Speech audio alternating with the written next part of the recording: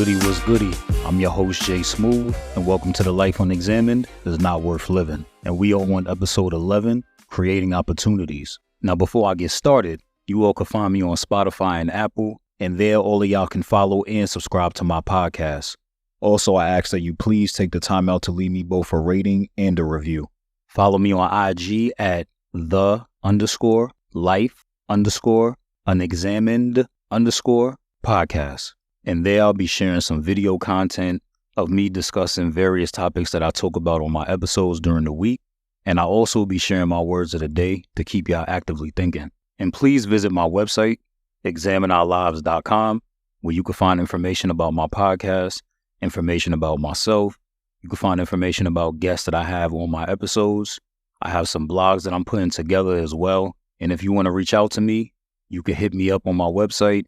Any suggestions, feedback, any questions that you may have, please don't hesitate to ask. And if it makes it easier for y'all, you can also leave me a voice message on my website. And who knows, I may end up playing a message on one of my episodes, with your consent, of course.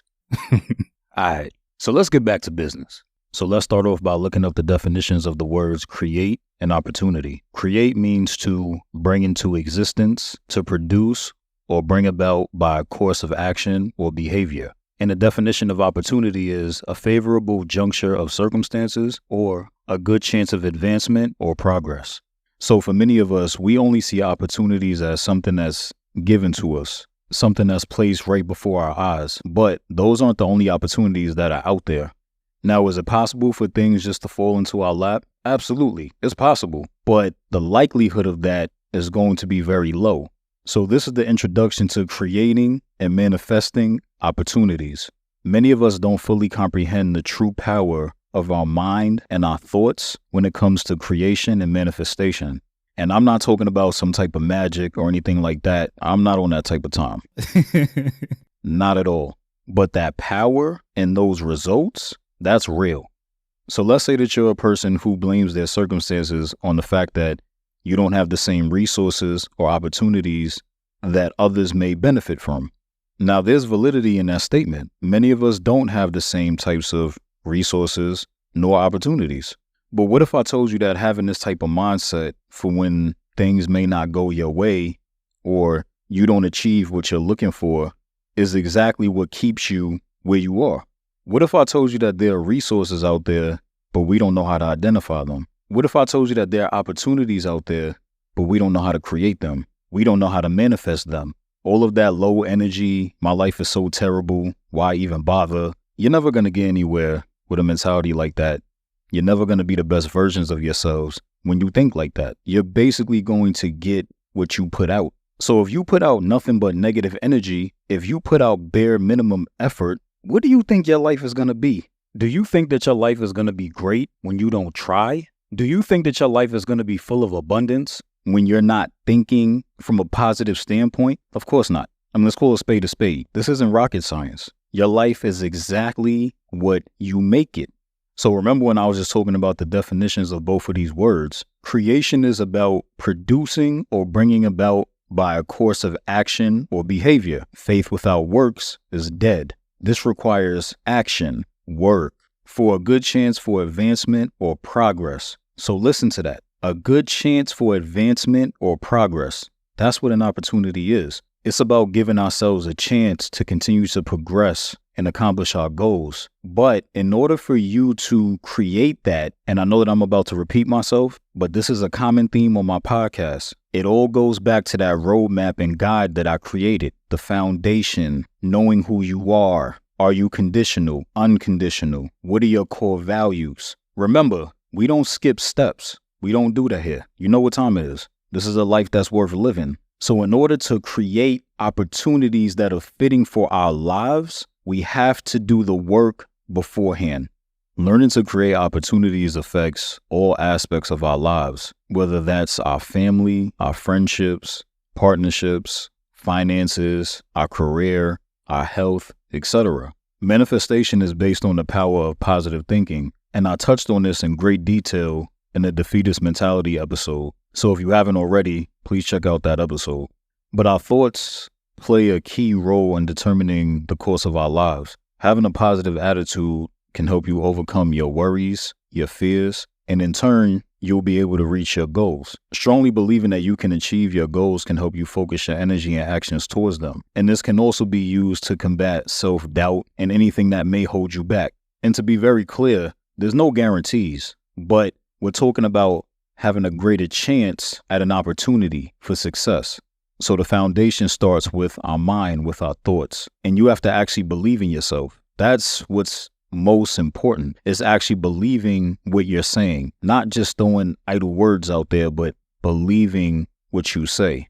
And this does not eliminate unfortunate situations in our lives at all, because as I stated in episode 1, it's about making the best situations in your life. But for those scenarios that you cannot control, like my mother passing away when I was younger, my aunt passing away, my grandparents passing away, right? That's a normal part of life. That's death. You can't control that. It's about how you respond to them. And it's about making the best of those situations. No matter how positive you may think, good and bad things happen to all of us, period. There's no escaping that. So with all of that in mind, I now want to talk about a philosophy called the law of attraction. And while I don't believe in every aspect of this philosophy, there are definitely aspects that I do believe in. And the law of attraction states that what you focus on is what you will attract in your life. And it's a concept that suggests that positive thoughts attract positive experiences and outcomes, while negative thoughts attract negative experiences and outcomes. And of course, this is not always the case, which I just explained previously. But I will say that there is beauty in finding positivity, even in scenarios and circumstances that are not ideal, circumstances that are traumatic, or circumstances that are unfortunate. Because while those experiences may be negative, and while they may hurt us and it may cause pain, there also can be positives that come from that. There can be learning that comes from that. That's a skill that many of us don't have, because when we're hurt, when we feel emotions, we hold on to that for so long. We don't want to think positively and how we can move in a more forward direction. Many of us want to stay stagnant. We don't want to grow, and we think that we do, but subconsciously we don't, because we have bad habits and we don't know how to. So while it makes sense for us to feel what we feel and to be affected by negative occurrences, it's also very beneficial for us to understand the positivity that may come from that as well. And there may not be any positive things that come from certain situations. Like, I'm not saying that that's always the case, but I will say that many times it is, but we don't know how to identify them. We don't practice this type of behavior on a regular basis. So now let's get back to the law of attraction.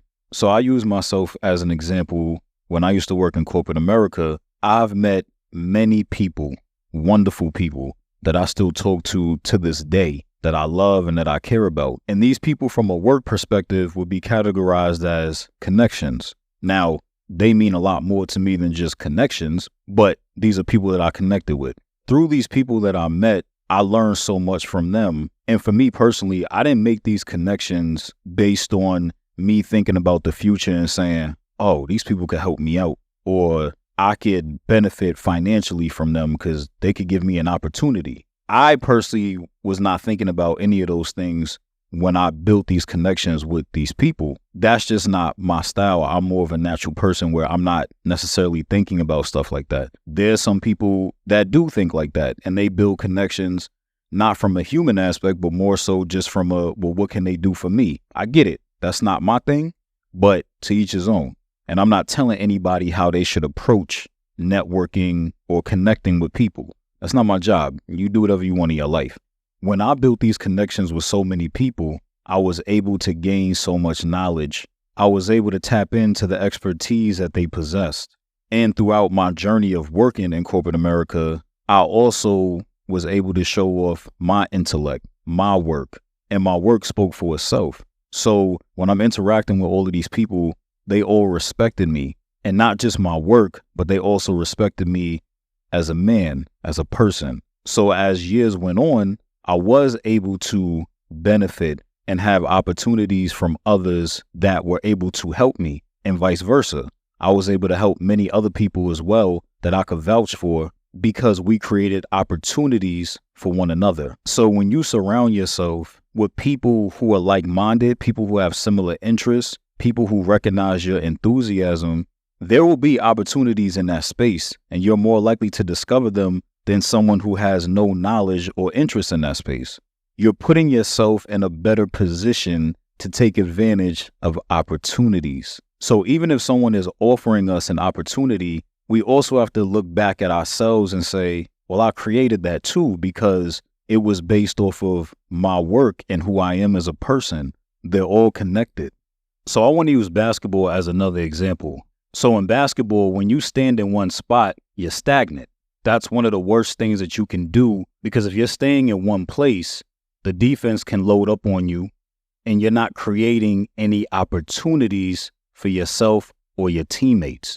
When you're moving around, when you're cutting to the basket, when you're coming off of screens, when you're setting screens, you're creating opportunities for your teammates.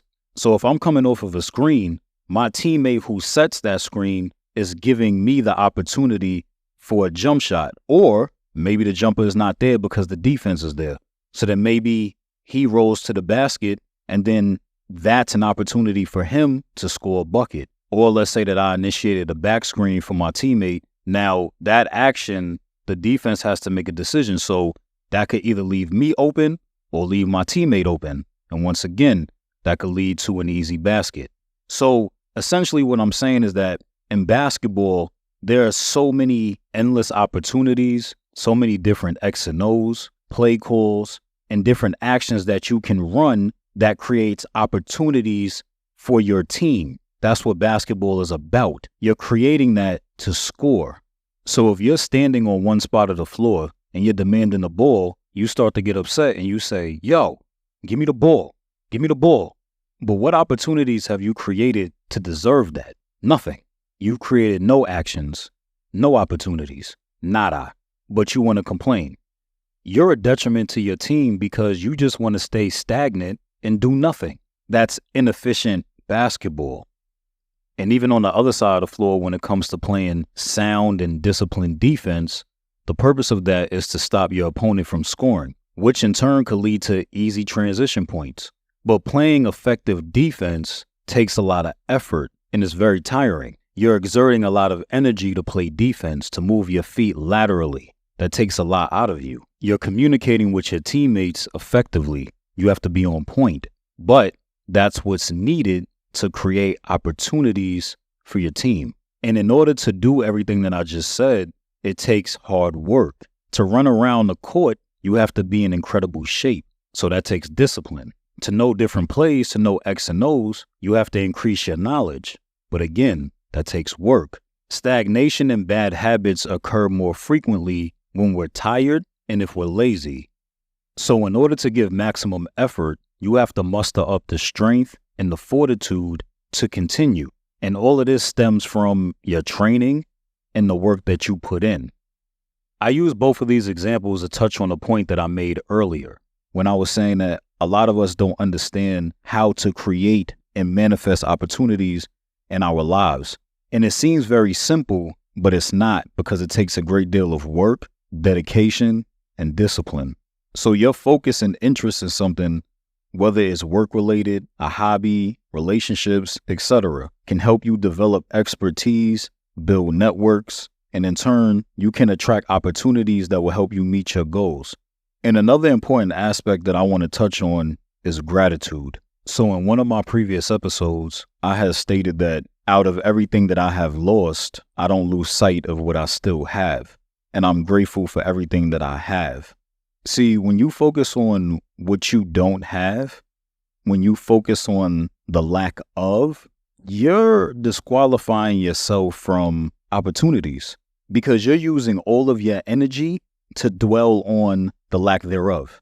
And while I believe that it's important to think about what we don't have and reflect on that, I think it's more important to think about and reflect on what we do have, what we do possess, and where we're going, and what the next steps are.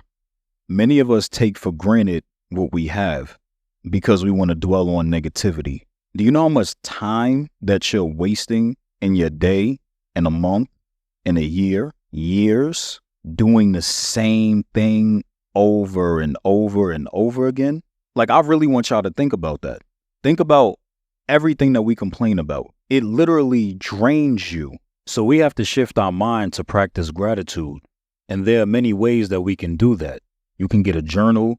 You could write your thoughts down. And when it comes to the format, it could be paragraphs, bullet points, free writing. Me personally, I'm more of a freestyle person. Whatever comes to my mind, I write it down.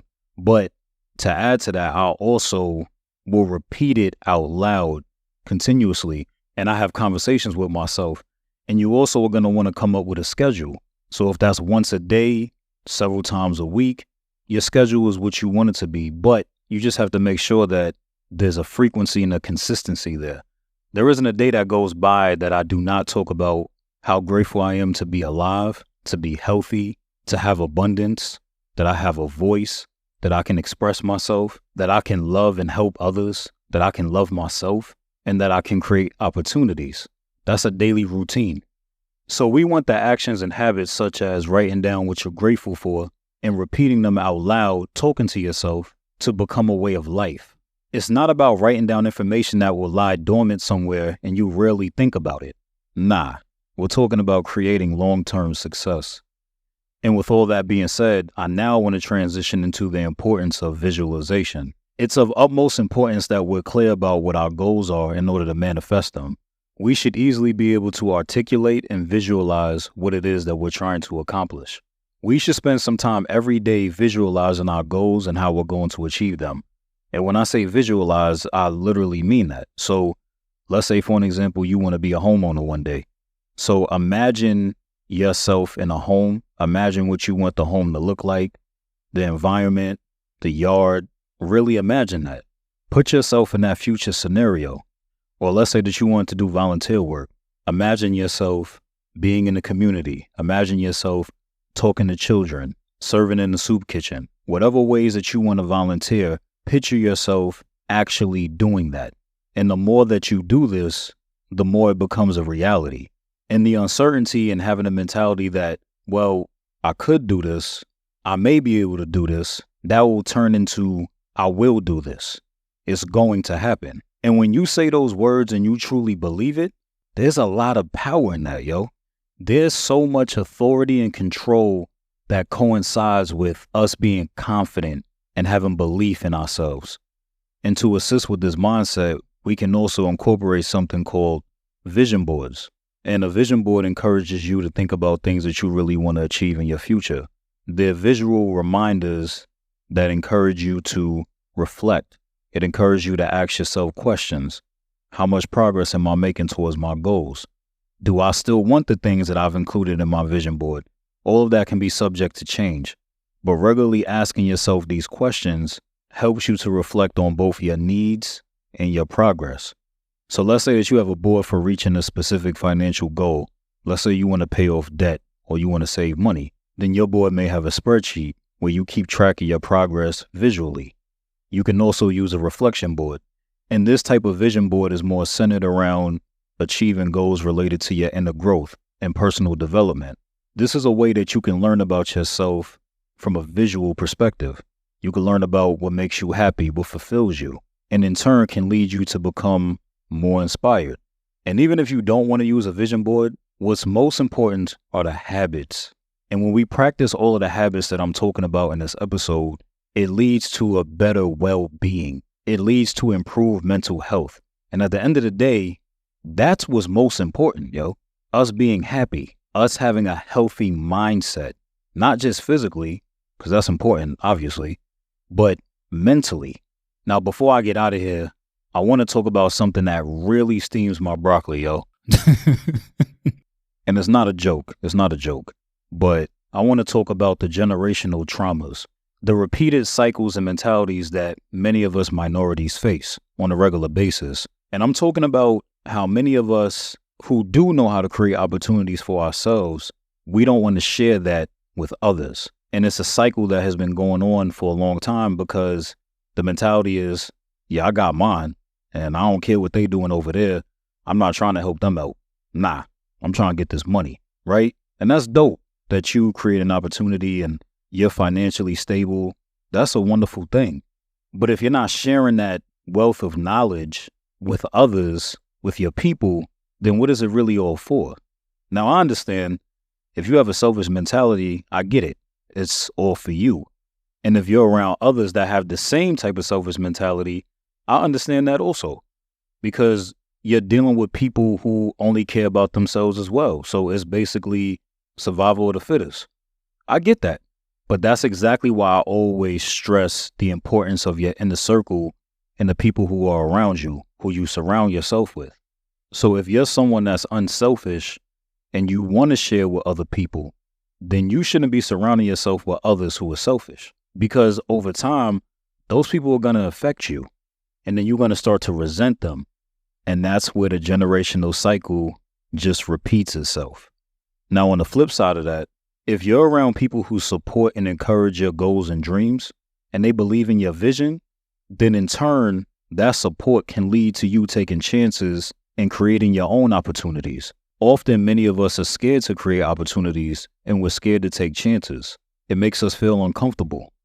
And having that type of support and encouragement around you is very beneficial. So there may be some people out there that may give you some knowledge, and they may try to help you, but their help has a limit to it. They'll help you enough where you don't get more than them. They'll help you enough where they still think that they're superior to you or they're in a better position than you are. And I find that to be corny. It's basura. I don't live my life like that. I don't believe in that. And to give a real life example, I'm in the process of buying my first rental property. And my plan is to get many more in the future so that I'm not working a 9-to-5. I'm getting passive income. Please believe I'm not just keeping that information to myself. I'm not saying, I created this opportunity for myself, so I'm good. I don't care about anybody else. Nah, I'm going to share that knowledge. I'm going to share that process with my loved ones, with my family, with my people, because I want them to do what I'm doing or better. Honestly, I want people to do better than me. You know what I'm saying? Because that's what creates community. That's what creates a thriving society, a thriving culture. When you do want people to do better than you, when we do look out for one another. My grandmother always said to me, we care for one another and we love one another. That's what it's all about. And me and my family laugh at that because whenever she said it, it sounded funny, but it's the truth though. It's about us really caring for one another, looking out for one another and holding each other down. And from there, you have a community who are creating opportunities for each other to benefit.